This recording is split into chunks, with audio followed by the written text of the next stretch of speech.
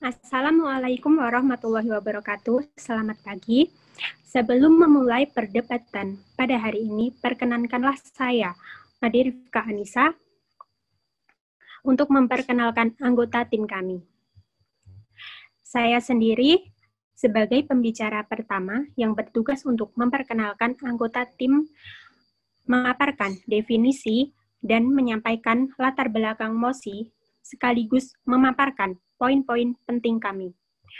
Selanjutnya, pembicara kedua kami, Ida Maulina Fatmawati, yang akan menyampaikan argumentasi untuk memperkuat argumen-argumen yang telah saya sampaikan. Sekaligus, bukti-bukti yang kuat dan juga bertugas sebagai pembicara balasan. Selanjutnya, pembicara ketiga kami, Sri Rustanti, yang akan merekonstruksi kembali jalannya perdebatan kita pada hari ini, sekaligus menyampaikan kesimpulan dan solusi. Baik, mosi yang kita perdebatkan pada hari ini adalah pemerintah mengerahkan kartu prakerja untuk perekrutan tenaga kerja dalam dunia industri.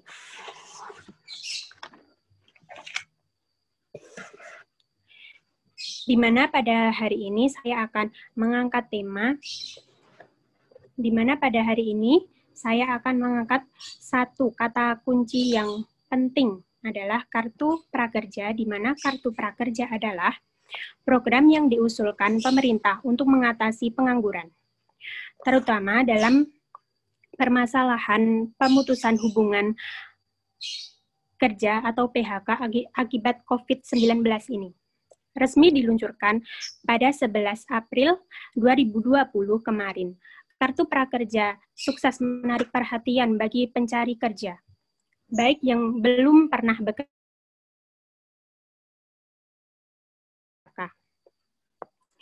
Awalnya kartu prakerja ini diluncurkan pada 9 April 2020 lalu. Pemerintah akhirnya memundurkan peluncuran kartu prakerja menjadi 11 April 2020 setelah menimbang beberapa kondisi di Indonesia sejak terjadinya pandemi COVID-19 ini. Perancangan program kartu prakerja tidak semata-mata untuk membantu anggota kerja. Seperti yang diketahui, program kartu prakerja ini bertujuan untuk membantu angkatan kerja mengembangkan kemampuan kerja mereka. Namun, secara tidak langsung program prakerja ini juga akan menstimulasi dan merangsang roda perekonomian lebih maju. Era modern yang canggih membuat perusahaan membutuhkan tenaga kerja yang handal dan bertanggung jawab dengan skill yang mumpuni agar mampu bertahan di tengah persaingan bisnis. Sayang, kriteria tersebut terkadang sulit dijumpai pada tenaga kerja dan akhirnya membuat perusahaan kesulitan untuk merekrut tenaga kerja yang berkualitas. Dari sisi tenaga kerja, mereka pun merasa kesulitan untuk mengembangkan skill karena keterbatasan biaya untuk mengikuti pelatihan. Kehadiran program kartu prakerja ini membawa angin segar atas permasalahan ini. Melalui pelatihan kartu prakerja, angkatan kerja akan menerima pelatihan yang dilakukan baik secara online maupun offline melalui instansi atau perusahaan bekerja sama dengan pemerintah yang menjadikan angkatan kerja memiliki skill unggulan. Di tengah ketidakpastian ekonomi terkait pandemi COVID-19 ini, pemerintah Republik Indonesia berharap program kartu prakerja dapat membantu tenaga kerja untuk meningkatkan keterampilan melalui pelatihan online maupun offline. Pendaftaran kartu prakerja sendiri bisa diikuti oleh fresh graduate atau mereka yang sedang mencari pekerjaan, namun juga para buruh, karyawan, dan pegawai. Singkatnya saja, semua warga bangsa yang berusia 18 tahun ke atas dan tidak sedang sekolah ataupun kuliah boleh mendaftar dan berkesempatan mendapatkan pelatihan. Dalam hal ini, kami dari tim Afirmasi menegaskan kami sangat-sangat setuju dengan adanya mosi pemerintah mengerahkan Kartu Prakerja untuk perekrutan tenaga kerja dalam dunia industri. Terima kasih.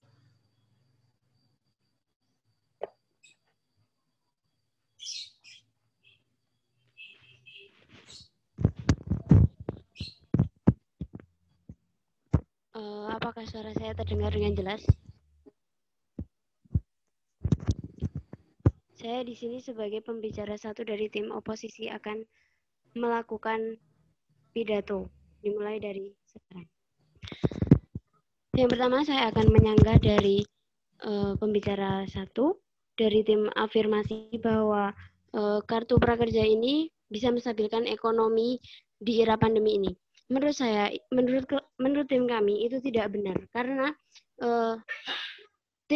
Kartu Prakerja sendiri ini pendaftarannya juga sulit. Pendaftaran Kartu Prakerja ini sangat sulit. Program Kartu Prakerja ini juga memakan dana APBN 20 triliun. Program ini tidak menjadi terobosan, melainkan menjadi sebuah masalah dilihat dari 4 hal. Yang pertama, 5,6 triliun untuk membayar kursus online. Padahal, masalah utama dari para pencari kerja atau para korban PHK yakni bagaimana cara memenuhi kebutuhan hidup, bukan pelatihan ataupun ijazah. Yang nomor 2, menu-menu pelatihan online sangat bias ekonomi perkotaan atau urban. Contohnya yang pertama ada promosi bisnis dengan Instagram seharga 900.000. Microsoft Excel untuk UMKM seharga 550.000. Menjadi barista dan membuka warung kopi di rumah seharga 600.000. Yang kedua, dalam pelatihan ini tidak ditemukan bercocok tanam, membuat pupuk organik, menangkap ikan, ramah lingkungan. Padahal di saat kondisi pandemi seperti ini, sektor-sektor itulah yang dibutuhkan untuk menunjang kehidupan yang lain agar bisa makan dengan sembari bekerja dari rumah. Sedangkan dilihat Kartu Prakerja ini dikatakan untuk masuk kepada industri. Hal tersebut tidak dibutuhkan di era pandemi ini karena banyak orang yang ter-PHK di industri-industri di Indonesia.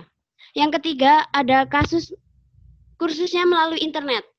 Jadi hanya mereka yang melek dan memiliki akses internet yang dapat mengaksesnya. Hal tersebut semakin memperluas kesenjangan digital di Indonesia. Sedangkan di Indonesia yang memiliki koneksi internet dengan jaringan 4G dan 4G Plus hanya di Jawa 75%, Kalimantan 30%, Papua 15%, Maluku 20%, NTB dan NTT 30%, Sulawesi 40%, Sumatera 45%. Sedangkan bagaimana mereka yang tidak memiliki akses internet dan jaringan yang baik untuk mendaftar Kartu Prakerja ini? Yang keempat, ada konflik kepentingan. Di dalam Kartu Prakerja ini banyak sekali konflik kepentingan yang terjadi. Pihak swasta yang terlibat adalah Ruang Guru. Ruang Guru ini dimiliki oleh salah satu staf khusus presiden, yaitu Belva Devara. Walaupun Belva Devara sudah mundur dari staf khusus presiden, tetapi Ruang Guru masih ikut andil dalam Kartu Prakerja ini. Ada salah satu orang yang sudah mengikuti Kartu Prakerja ini. Ia bernama Agustinus. Agustinus mengatakan dia adalah wira swasta dan bukan korban PHK, tetapi ia bisa diterima dengan mudah. Bukannya dari awal Kartu Prakerja ini hanya untuk orang-orang fresh graduate yang membutuhkan pekerjaan dan orang-orang yang ter-PHK. Tapi kenapa seorang Agustinus yang hanya wira swasta ini bisa mendapatkan kartu PHK dengan sangat mudahnya? Dia hanya menonton video, tetapi hanya dilewati saja, dia sudah mendapatkan uang. Kemudian ditelisik lagi, ia juga mendapat dua masalah. Ada tumpang tindih antara lembaga pelatihan dan platform digital. Karena lembaga pelatihan ini menyediakan materi, sedangkan platform digital ini menyeleksi materi pelatihan. Dan pada kenyataannya ada 7 platform digital yang merangkap keduanya. Bagaimana bisa yang menyediakan materi juga menyeleksi materi tersebut? KPPU juga mengatakan terjadi dugaan pelanggaran praktik monopoli dan persaingan usaha tidak dalam bentuk tumpang tindih. Contohnya ya ini platformnya Ruang Guru skill akademinya menjadi lembaga pelatihan. Menteri juga merangkap komisaris perusahaan digital. Perusahaan digital jadi mitra proyek pemerintah dengan anggaran 5,6 triliun. Tetapi jangan dipikir mendapatkan uang dari prakerja ini mudah, itu sangat sulit.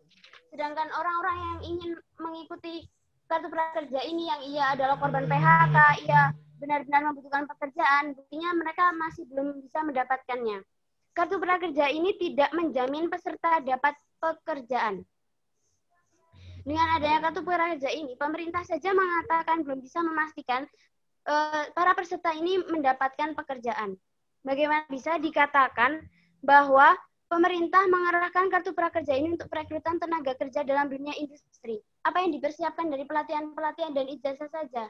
Mereka tidak membutuhkan itu, mereka membutuhkan pekerjaan yang nyata, yang menghasilkan. Sedangkan di era pandemi ini mereka sangat-sangat membutuhkan pekerjaan, bukan hanya pelatihan-pelatihan yang ternyata di dalamnya itu banyak sekali kepentingan-kepentingan dari pemerintah itu sendiri.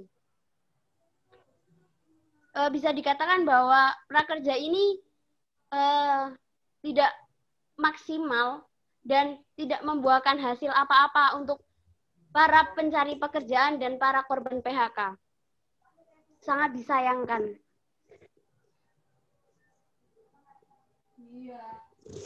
Sekian pidato dari saya.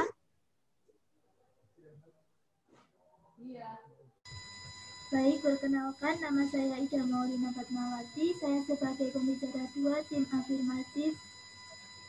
Saya akan menyanggah pendapat dari tim apositif yang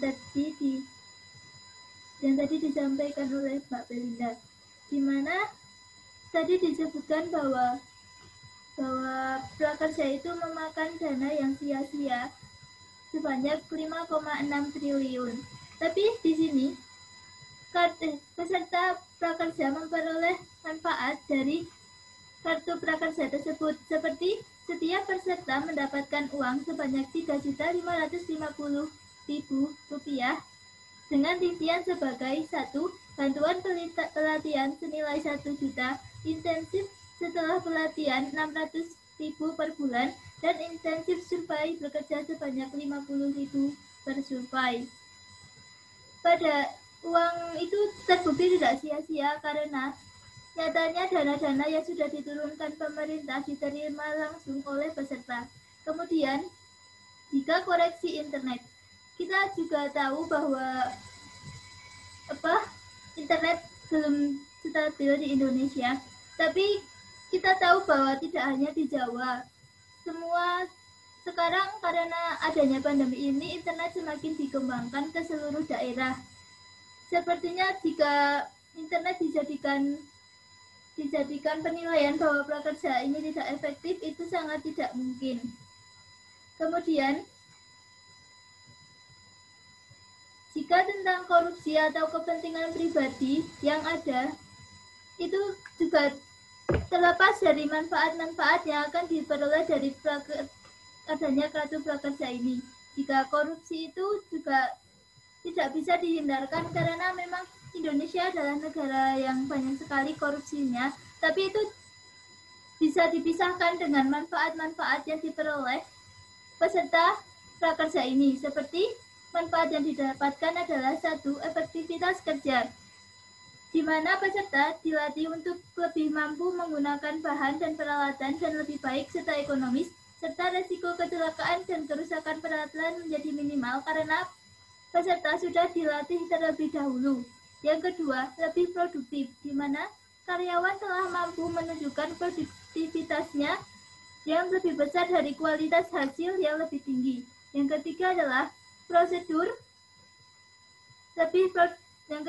standar prosedur, di mana perusahaan lebih membutuhkan karyawan yang terampil dan memiliki pengalaman pelatihan untuk bisa mencapai target. Yang keempat, lebih terampil dan sertifikasi pelatihan dapat menjadi pertimbangan untuk karyawan diterima. Yang kelima, menggunakan keterampilan serta sistematis, yaitu di mana sertifikasi dari lembaga terpercaya dapat meningkatkan mutu dari karyawan. Dari dari prakerja ini juga dapat diambil bahwa peluang besar kartu prakerja menawarkan sertifikasi keahlian yang membuat calon karyawan lebih diprioritaskan untuk diambil sebagai karyawan di sebuah perusahaan.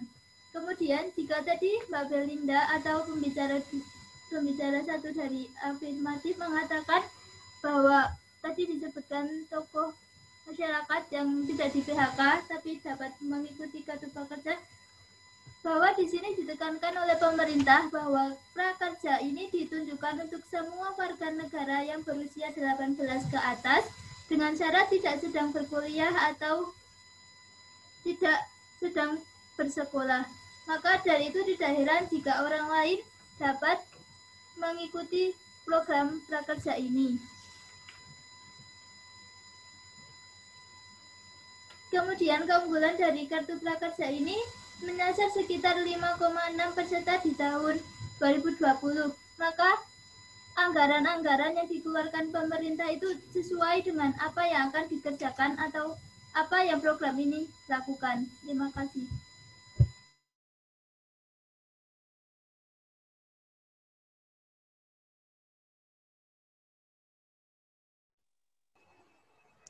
Sebelumnya saya Ananda Kurnia Safitri, pembicara 2 dari tim oposisi, ingin menyanggah pendapat dari Mbak Ida yang tadi menyanggah dari pembicara 1 tim oposisi. Yang pertama, penyanggahan Mbak Ida tentang pemaknaan biaya yang sia-sia yang diucapkan oleh pembicara 1 tim oposisi. Mbak Ida mengatakan bahwa dari program kartu prakerja ini, masyarakat memperoleh manfaat dengan pemberian jumlah dana sekian, sekitar 3 juta lebih. Nah, yang diharapkan oleh pemerintah adalah pembagian dana tersebut disalurkan secara maksimal dengan ketentuan-ketentuan tertentu. Tetapi pada kenyataannya, banyak dari mereka penerima kartu prakerja dan dana prakerja ini menyalahgunakan penggunaan dana yang diberikan oleh pemerintah, yang seharusnya mereka gunakan untuk misal membangun usaha atau mengikuti pelatihan pekerjaan, malah tidak mereka gunakan secara maksimal. Nah, seperti yang dikatakan Mbak Belinda tadi, peluang prakerja ini tidak tepat sasaran, di mana Agustinus tadi yang disebutkan adalah penerima kartu prakerja yang seharusnya tidak menerima kartu prakerja, tetapi malah menerima kartu prakerja. Nah, secara tidak langsung ini telah mengurangi peluang penerima kartu prakerja bagi mereka yang sangat membutuhkan seharusnya. Selanjutnya, saya ingin menyanggah juga dari pendapat Mbak Ida mengenai peluang kerja mengambil prioritas usia 18 tahun ke atas. Nah, untuk mereka yang berusia 18 tahun ke atas, bagi mereka yang masih pengangguran dan belum bekerja, atau mereka yang terkena PHK, ini tentunya akan sangat membuat mereka, jika mendapat uang dana secara cuma-cuma dari kartu prakerja ini, mereka akan semakin malas untuk bekerja.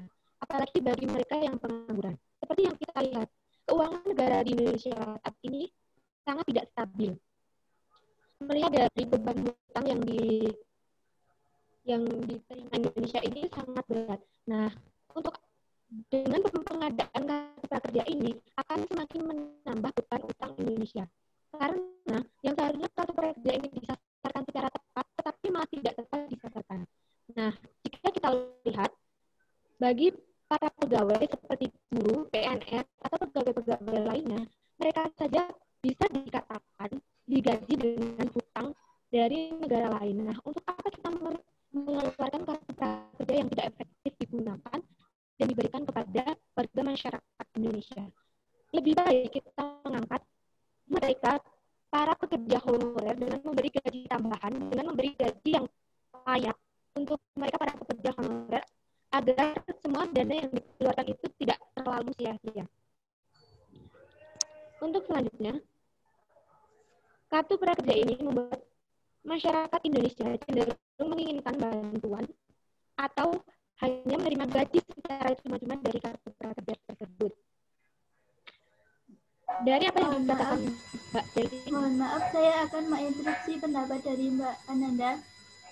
Jika tadi dikatakan bahwa jika tadi Mbak Ananda mengatakan bahwa penerima kartu prakerja itu akan malas-malasan, tapi tidak semua yang mendaftar itu mendapatkan uang. Ada beberapa, setelah mendaftar, ada beberapa seleksi, dan juga setelah peserta itu dinyatakan diterima, baru peserta dapat mengikuti pelatihan dan menerima dana-dana tersebut. Tidak secara langsung uang ini diberikan.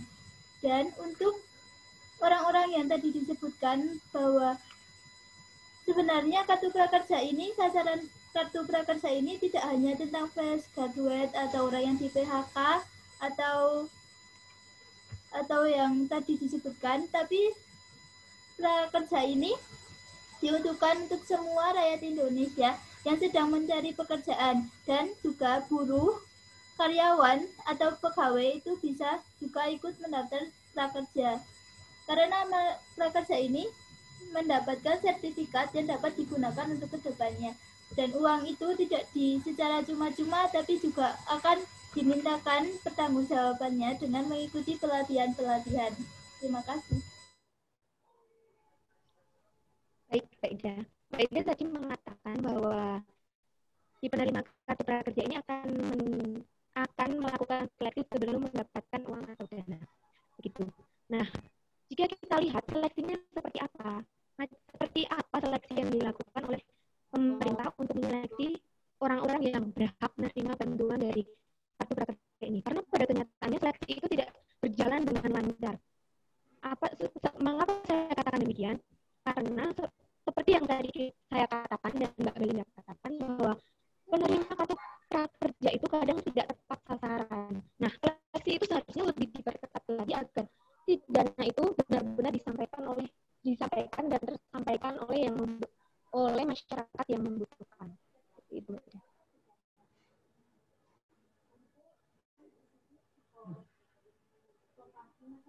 Mungkin pendapat saya untuk kedua tim oposisi saya cukupkan sekian. Terima kasih. Apakah suara saya terdengar dengan jelas?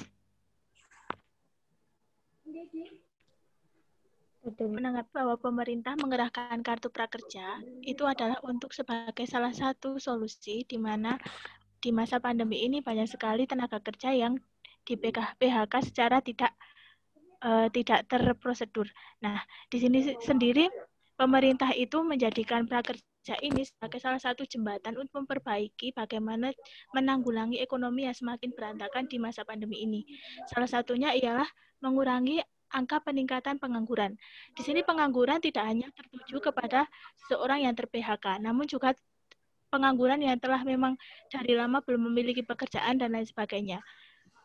Menanggapi dari pembicara dua tim oposisi mengatakan bahwa mengapa kartu prakerja ini tidak dikerahkan untuk pekerja honorer.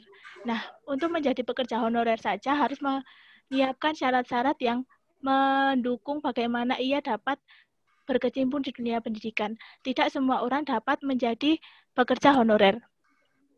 Maaf, sehingga di sini saya mengatakan bukan kartu prakerjanya, tetapi dana yang seharusnya dikeluarkan untuk kartu prakerja itu bisa ditambahkan untuk menambah gaji pekerja honorer. Seperti itu.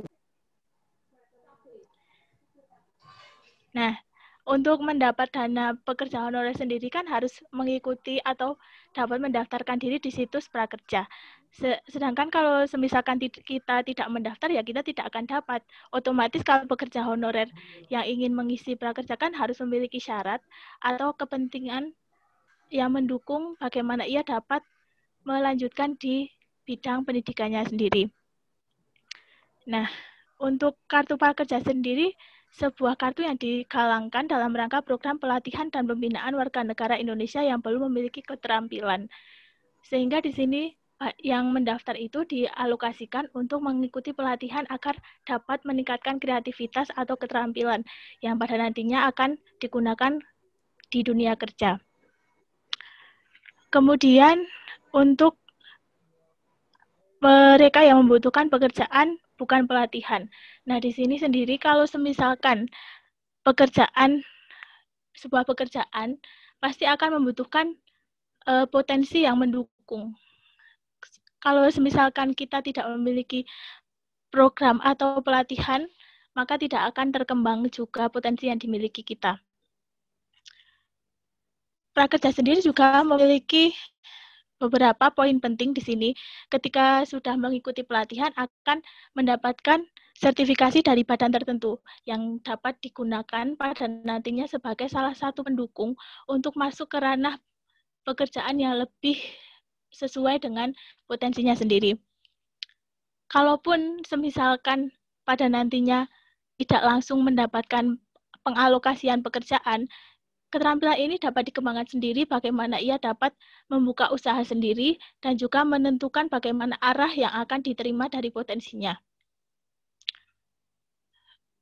Kemudian untuk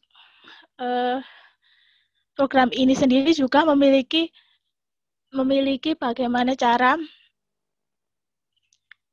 untuk perekrutan anggota. Jadi untuk mendaftarkan diri melalui prakerja ini memiliki beberapa prosedur. Yang pertama ialah mendaftarkan melalui situs resmi, dan yang kedua tetap mengikuti seleksi.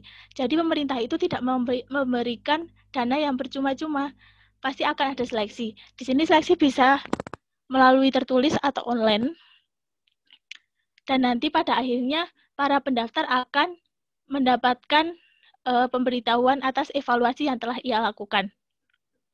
Jadi menurut tim afirmatif, pemerintah tepat mengerahkan kartu prakerja pada masa pandemi ini untuk menanggulangi perekonomian yang semakin berantakan. Sekian. Saya ingin mengajukan instruksi kepada pembicara kita. Seperti yang tadi dikatakan, yaitu pemberian seleksi dengan pengisian data bisa melalui online atau tertulis. Itu lantas bagaimana bagi mereka yang gaptek atau gaptek teknologi dan tidak terlalu mengerti mengenai teknologi. Padahal mereka benar-benar butuh dana dari kartu prakerja ini, tetapi malah yang mendapatkan malah mereka-mereka yang notabene bisa dikatakan kurang membutuhkan dibanding mereka-mereka yang tertinggal tidak mendapatkan dana dari kartu prakerja ini. Terima kasih.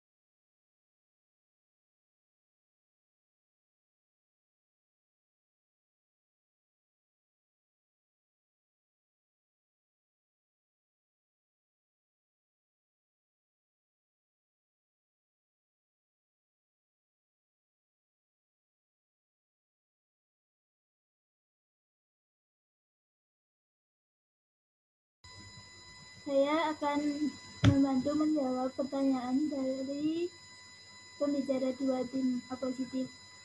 Jika tadi Anda bertanya bagaimana dengan orang-orang yang gaptek teknologi, tapi apakah Anda tahu bahwa sekarang itu sedikit orang yang gaptek teknologi? Dia bisa, jika benar-benar gaptek teknologi, dia pasti mempunyai anggota keluarga yang terdekat, di mana dia bisa meminta bantuan untuk mendaftarkan dirinya masuk pada prakerja tersebut. Kemudian jika tadi Anda mengatakan bahwa bagaimana jika dana tidak sesuai dengan alurnya, kan prakerja ini bukan tentang pemberian dana, bukan tentang pemberian bantuan atau pemberian uang kepada masyarakat, tapi prakerja ini bertujuan untuk memberi pelatihan kepada orang-orang yang membutuhkan pekerjaan untuk mendapatkan sertifikat yang dimana nanti bisa digunakan untuk mencari pekerjaan yang lebih layak. Jadi tidak semua prakerja ini bukan tentang dana yang diberikan kepada orang-orang, tapi ini tentang sasaran-sasaran seperti pekerjaan-pekerjaan, dan uang itu digunakan bukan cuma-cuma tapi juga untuk pelatihan-pelatihan tersebut. Terima kasih.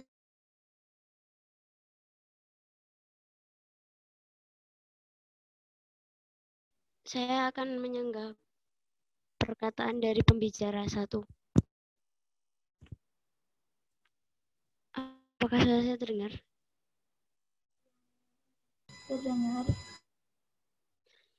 Dikatakan bahwa di kartu prakerja ini ada pelatihan. Pelatihan seperti apa yang dimaksudkan untuk menyiapkan diri para peserta prakerja untuk terjun ke dunia pekerjaan. Sedangkan pelatihan tersebut saja nyatanya hanya video-video saja. Seperti sudah dikatakan bahwa Agustinus ini dia adalah seorang wira swasta dan dia mendaftarkan kartu prakerja dan dia mendapatkan hasil dari kartu prakerja tersebut dan dia berhasil masuk ke dalam peserta kartu prakerja ini. Dia hanya menonton pelatihannya hanya dilewati-lewati saja, tetapi dia bisa mendapatkan uang dari prakerja tersebut. Sekarang yang dibutuhkan sekarang yang dibutuhkan itu adalah pekerjaan, bukan hanya sertifikat ataupun ijazah ataupun pelatihan-pelatihan yang seperti kartu prakerja ini kartu prakerja ini lakukan, karena di era pandemi ini kan banyak sekali yang ter-PHK, dan yang dibutuhkan adalah pekerjaan yang bisa terus ada seperti apapun kondisinya. Sedangkan di kartu prakerja itu tidak ada, yang sudah saya sebutkan tadi, tidak ada pelatihan bercocok tanam, membuat pupuk organik, menangkap ikan dengan ramah lingkungan. Di situ tidak ada, hanya terfokuskan pada industri dan industri. Sekian dari menambahkan tanggapan dari Mbak Belinda, mungkin dari pelatihan-pelatihan yang dimaksud itu tidak terwujud secara nyata hanya diberikan kepada video tadi melalui media-media, sedangkan pelatihan-pelatihan itu bisa, jika melalui video misalnya lewat YouTube, itu bisa diakses oleh siapapun dan bagi mereka juga yang tidak memiliki kartu prakerja. Lantas, bagaimana mewujudkan pelatihan yang sebenarnya oleh pemerintah?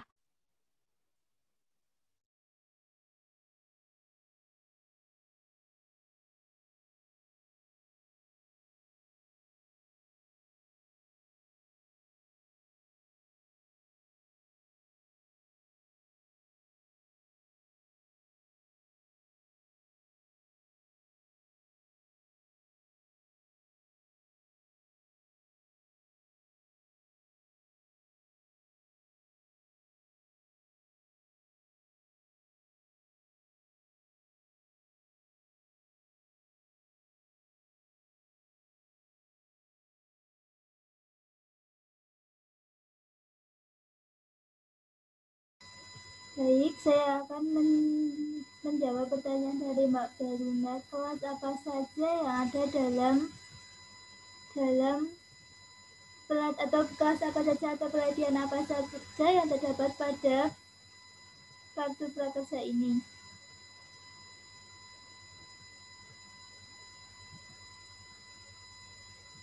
Kartu prakerja ini memiliki beberapa kelas yang dapat dimanfaatkan oleh peserta, seperti kelas mengembangkan diri, di mana peserta bisa mengembangkan potensi yang dia miliki untuk lebih dikembangkan.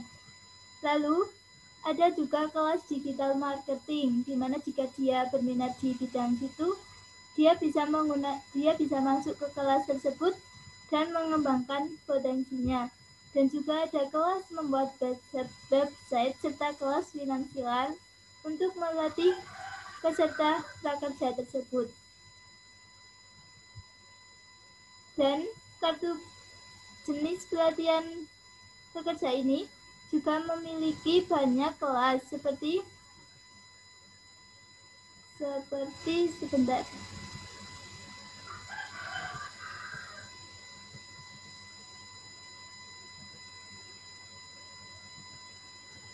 Seperti kelas make up online yang diberikan untuk orang-orang yang berminat dan kelas teknisi komputer. Serta kelas junior desain grafis, public area clear, belajar fundamental form atau kurikulum Google, dan juga kelas-kelas lainnya. Itu peserta bisa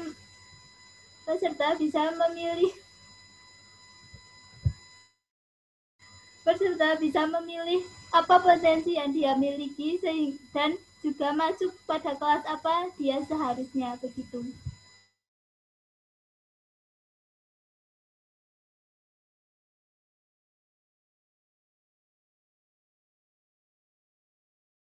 Apakah jawaban saya bisa diterima?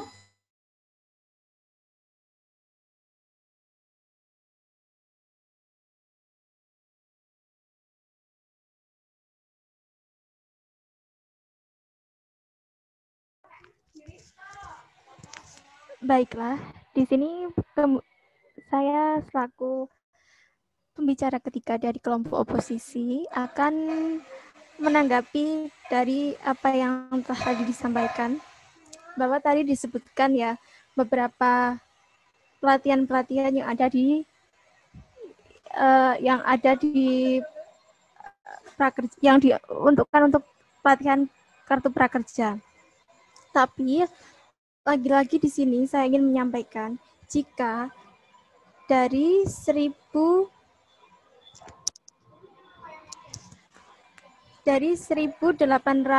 sekitar 1.895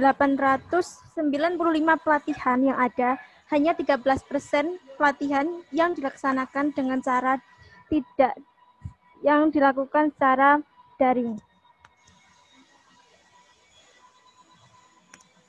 Oh maaf.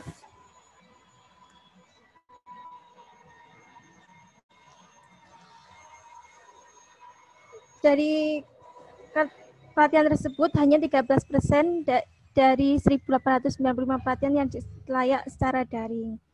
Padahal kan tadi dikatakan ada pelatihan, contohnya itu seperti kalau ada pelatihan seperti pelatihan menjahit ya. Padahal kalau pelatihan menjahit dilakukan secara daring, tentunya kan tidak efektif. Dan hal tersebut kan itu tidak ada feedback antara pelatih dengan yang dilatih. Jadinya itu hanya komunikasinya hanya berjalan satu arah. Dan jika pelatihan yang memungkinkan secara praktik itu tidak akan mungkin jika dilaksanakan dengan daring. Maka dari itu, menurut kelompok kami, pemberian kartu prakerja itu tidak efektif. Selain itu juga,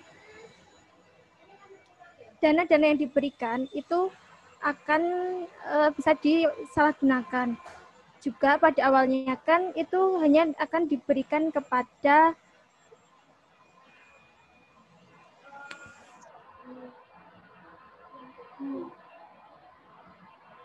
Kementerian Ketenagakerjaan dan BPJS Ketenagakerjaan kan menargetkan mereka yang dilakukan pemutusan hubungan kerja atau PHK karena terdampak pandemi coronavirus disease 2019 atau COVID-19. Jadi peserta program tersebut. Apabila menargetkan mereka yang terkena PHK menjadi peserta kartu prakerja, seharusnya data yang dapat diambil dari mereka yang sudah tidak mampu membayar program BPJS Ketenagakerjaan sejak awal pandemi COVID-19, yaitu pada Maret 2020. Tetapi faktanya tidak.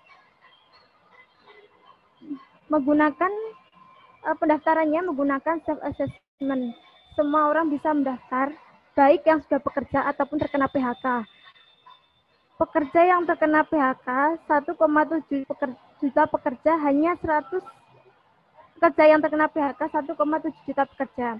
Hanya 143.000 yang mengikuti program tersebut untuk 3 gelombang, yaitu 9,4 juta pendaftar. Dan hal tersebut bukan target dari program prakerja ini.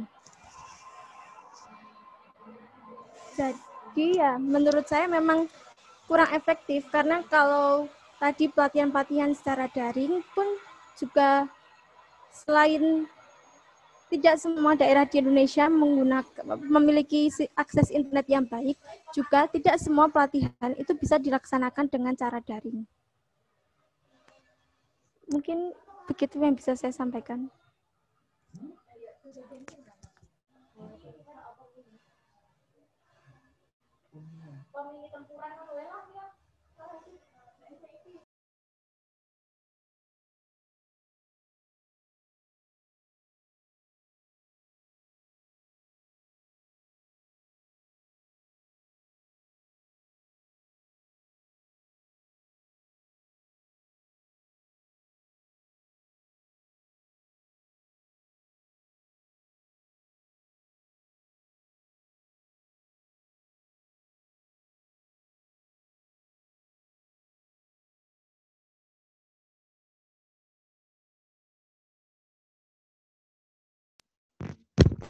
Baik, saya pembicara pertama dari tim oposisi akan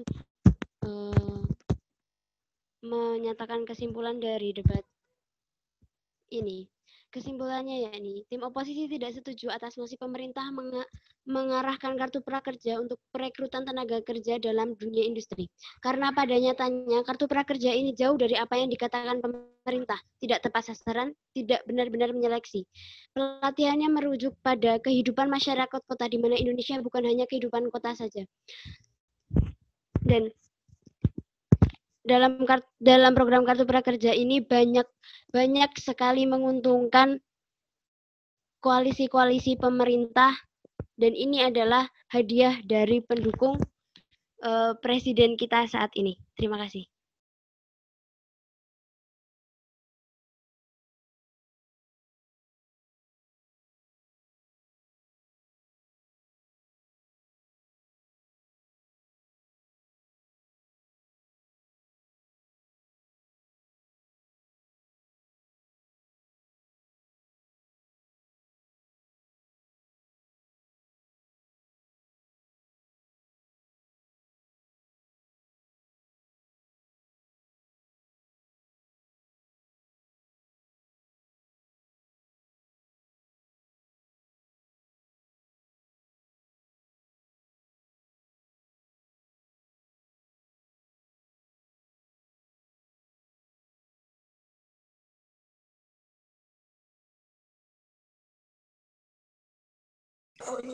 Ini udah selesai belum toh? Baik, di sini Pembicara saya penyempurna.